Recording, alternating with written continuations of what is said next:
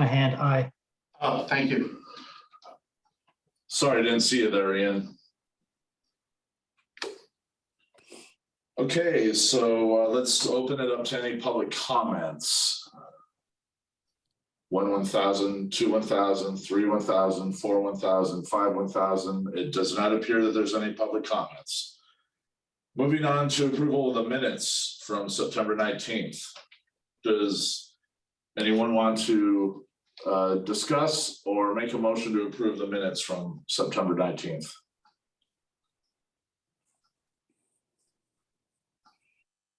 I can approve. Okay, So we're doing, we're making a motion. make a motion. I'll to make a approve. motion to approve. I like others to. Yeah, no, I know you do, Yeah, so yeah. that's fine.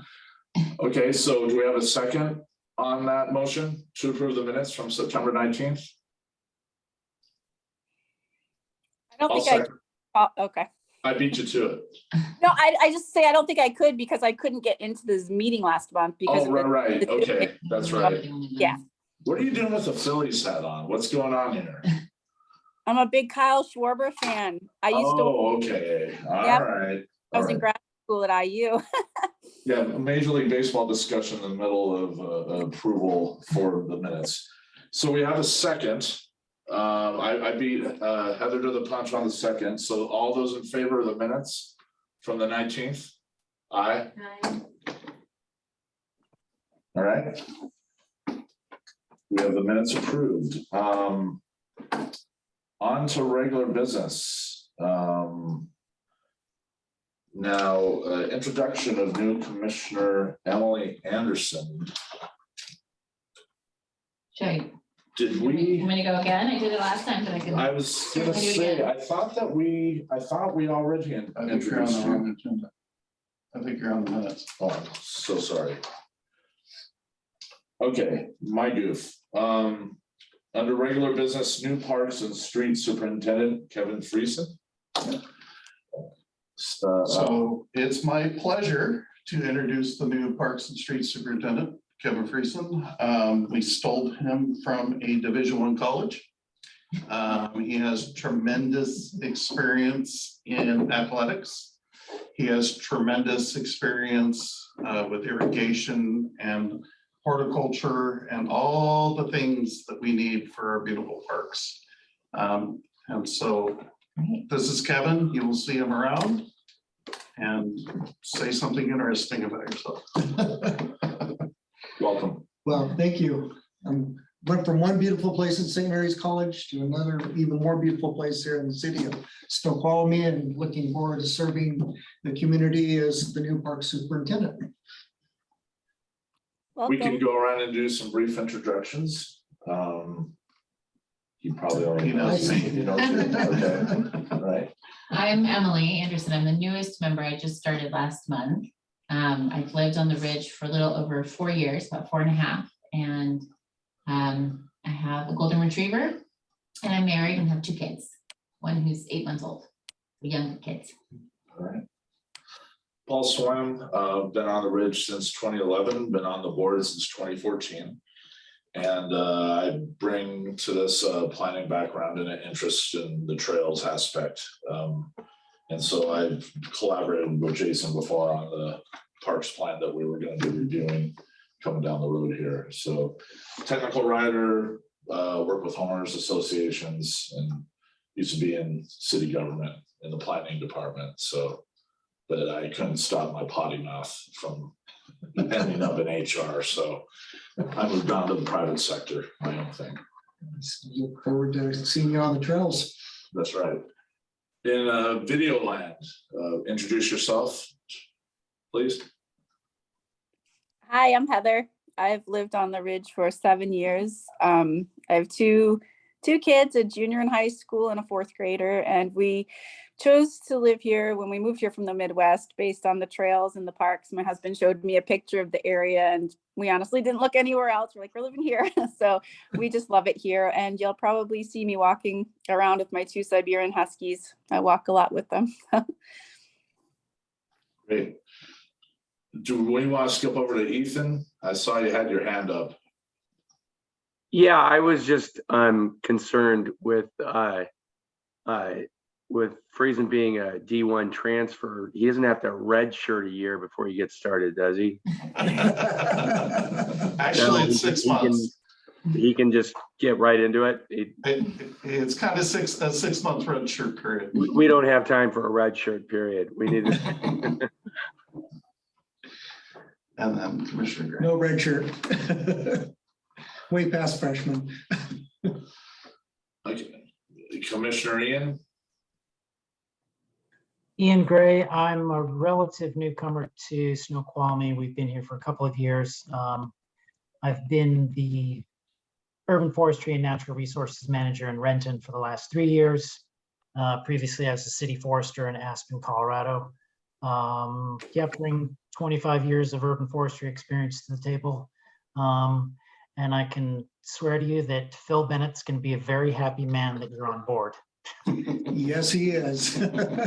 He's back to cutting trees. And I also am a certified arborist, so. Cool. Outstanding.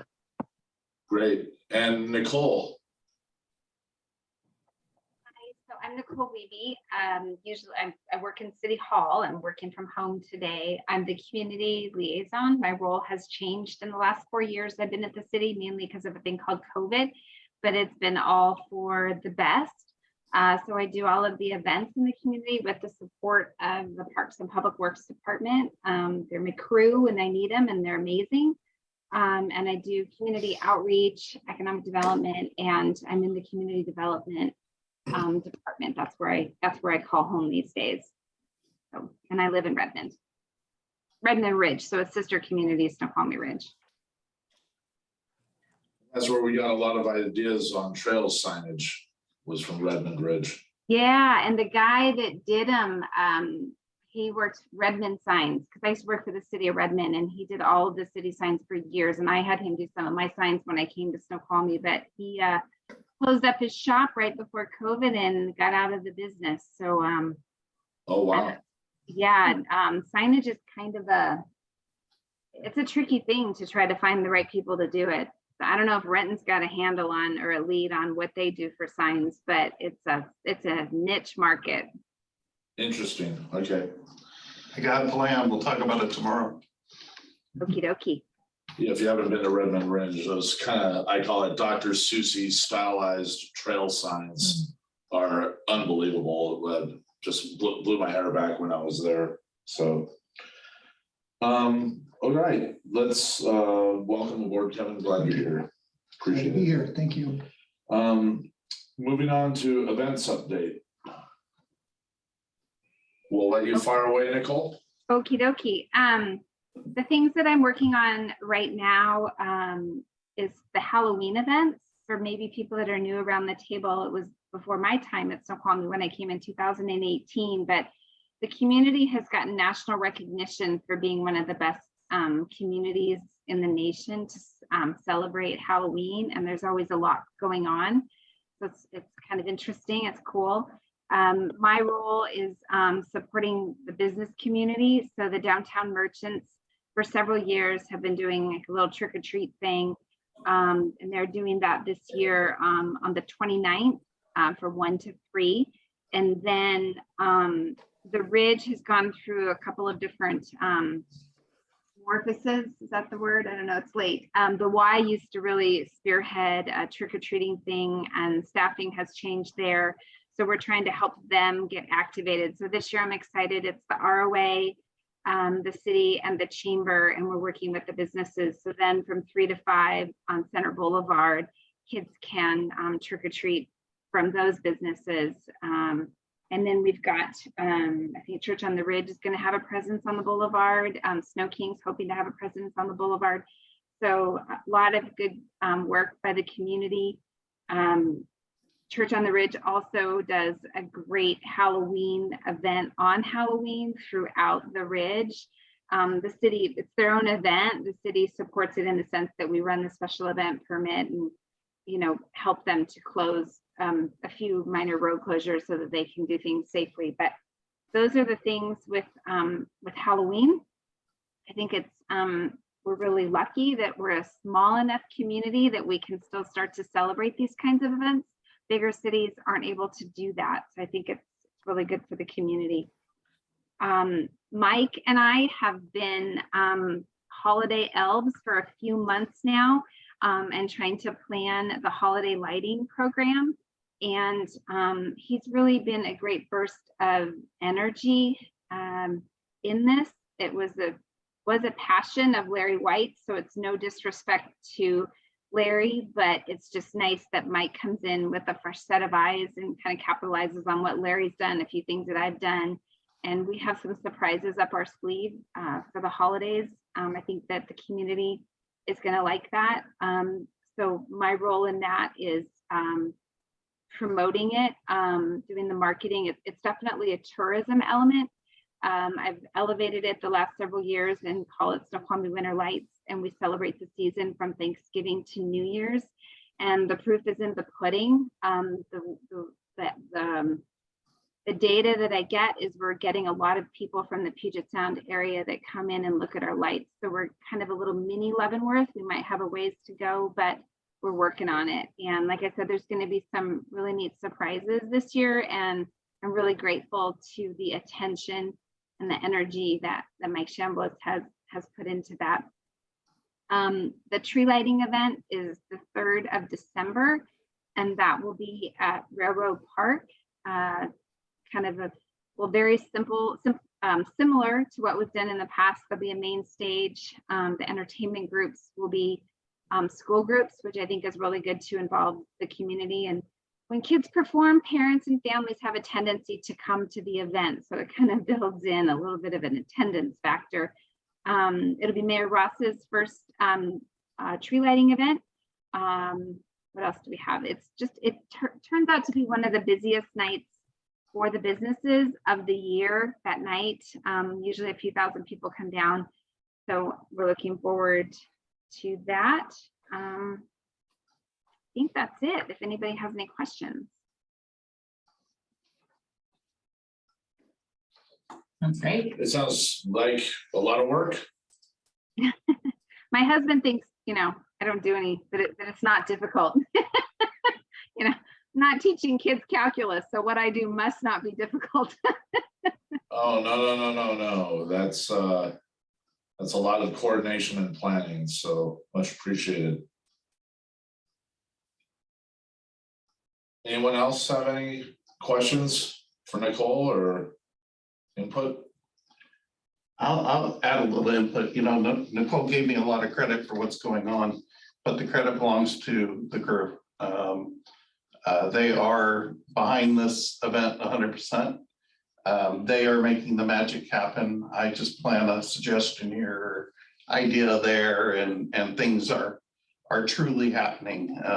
Kevin and I were putting together light garlands for the main Christmas tree just this afternoon. So we're gonna light this place up. So don't be downtown standing still too long, or you might find yourself wrapped in lights. I would agree with Mike 100%. And when I came to this community, it was very clear to me that, again, it's a smaller community. Larger communities do not put these efforts and resources into their holiday lighting. And the fact that there's been a commitment by this community and the leadership for all these years says a lot, that they believe in, just having it look wonderful. And that has all been staff driven. The last few years, we've been able to do some things with some funding to be able to have some outside help, and it takes a load off because it's a huge commitment on the staff to be able to spend weeks doing that, and when they could be doing things in the parks and winter projects. So I definitely agree with Mike on that.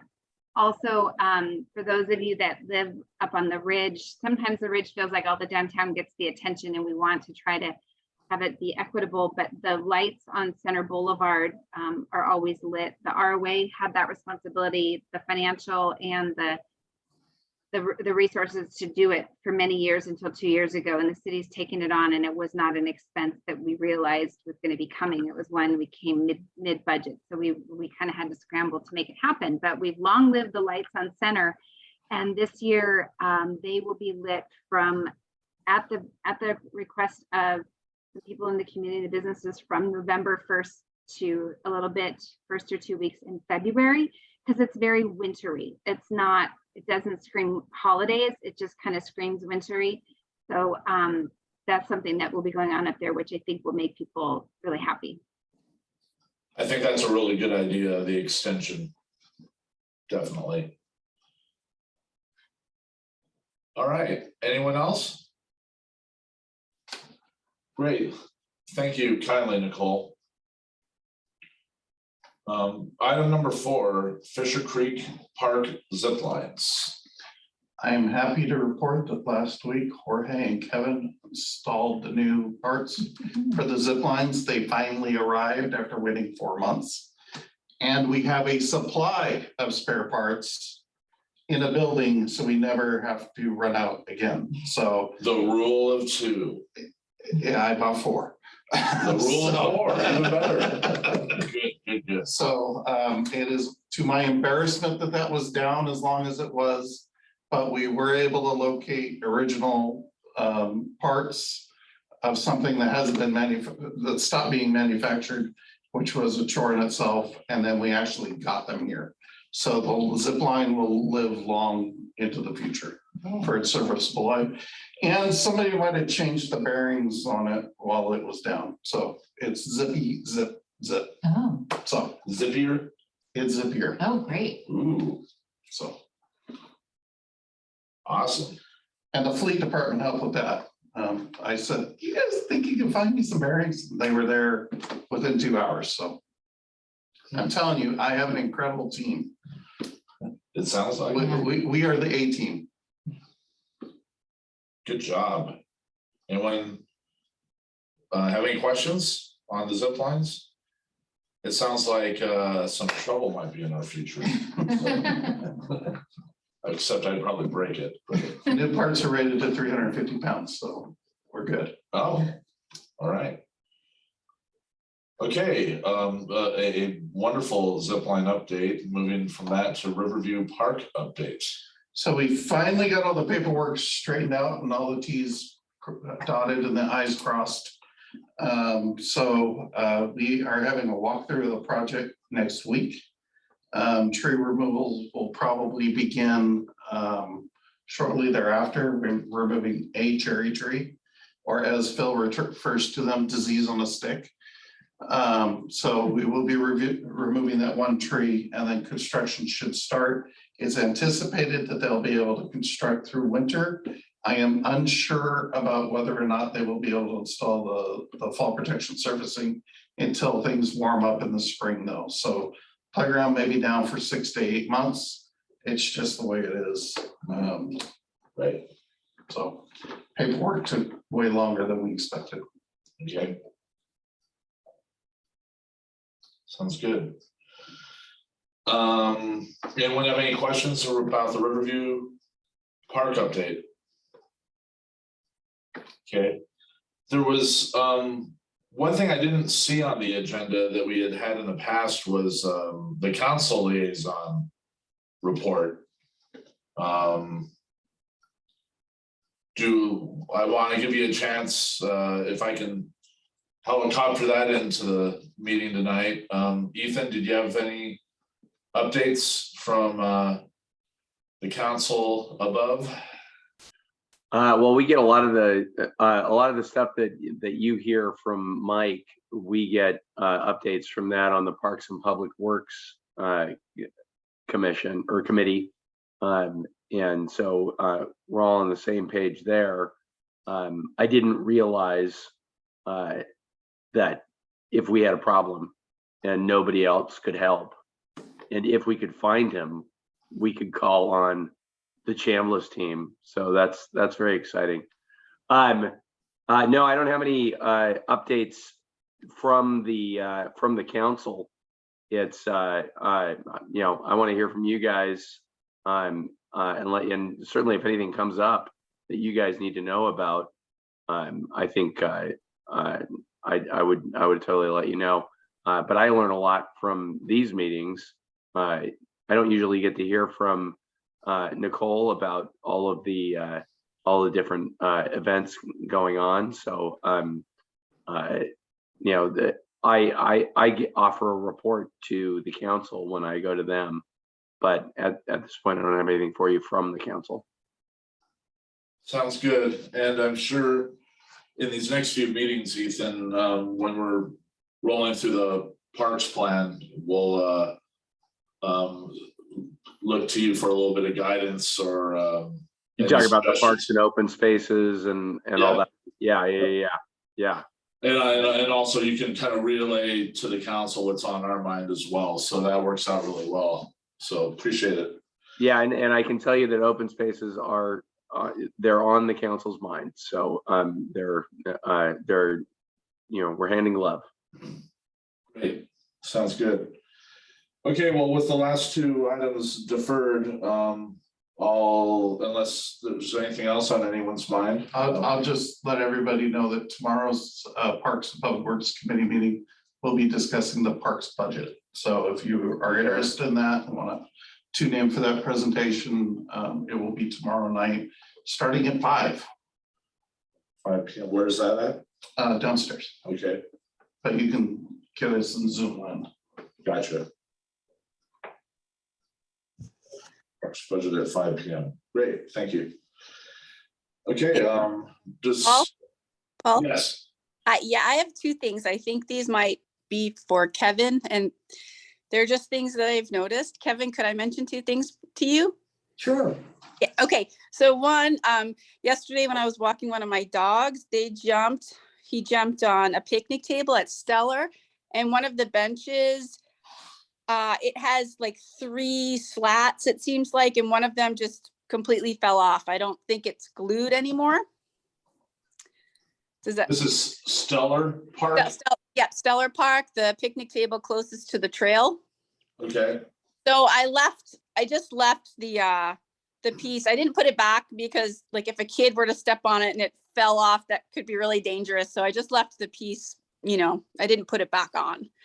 It doesn't, yeah. And the other thing was, I don't know if you guys, I'm sure you've noticed, but I was pretty in awe of it when I first saw it. The skate park, the kids coming out of the skate park where it's not fenced and flying into the street there.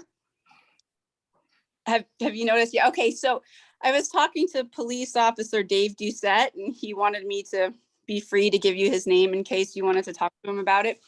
He's suggesting a fence in front of that because that does not have a 4-way stop there, and somebody's going to get hurt. We're going to put up a railing.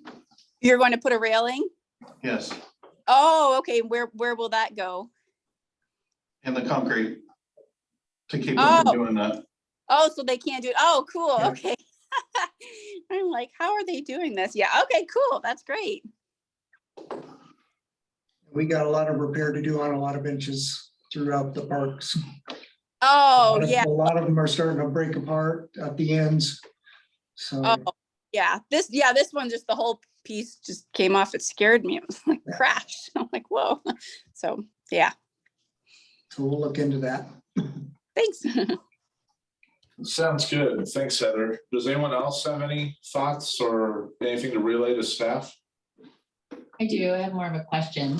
Okay, So I live really close to the part of the trail where the horse got stuck in the bridge. Mhm. Yes, and I'm wondering, I'm getting a lot of questions in my neighborhood about when that's going to be fixed, if there's any ETA. Since that's not on the agenda, it's probably a conversation that should take place after we close the meeting. Okay, I wondered. Councilperson Hudson has his hand raised. yes. Yeah, I was just trying to understand, are there kids jumping out of the skate park onto Ridge? Yes. Yeah. Oh, they come out of the skate park where it's not fenced. There's a little sliver where the fence doesn't extend, and I've seen them just go off of that sliver and they just fly down. They hit the grass. You can see the trail, the grass that's right before the sidewalk, and they just fly right into the street. Yeah. Yeah, So they're coming off the sidewalk. no, they're coming off the corner of the skate park closest to the driveway. Really? Yeah. At about a 45-degree angle. Yeah. Wow. Yeah. It's pretty bad. Oh, that's impressive. Okay. And terrifying. It's impressive and terrifying. It's It's very- impressive and terrifying. It sounds like you're on it though. So, So It's cool. Okay, It's just gonna take a little time to get stuff manufactured. gotcha. All right, we will, I like this idea of a brief. If any members have any information they want to relay to staff, maybe on the back end of the council members report. In the future, we can build that in and feel free, you know, because this is your opportunity and your eyes and ears out there in the community. So to ask any questions or bring anything to anybody's attention. So. Okay, if there's nothing else, let's adjourn the meeting. Does someone want to make a motion to adjourn? I'll make a motion to adjourn. Okay, Second. Ian Gray seconds. All right. To end the meeting, those say aye. Aye. Aye. Aye. All right. That's it. Thank you, everybody. Bye. Appreciate your time.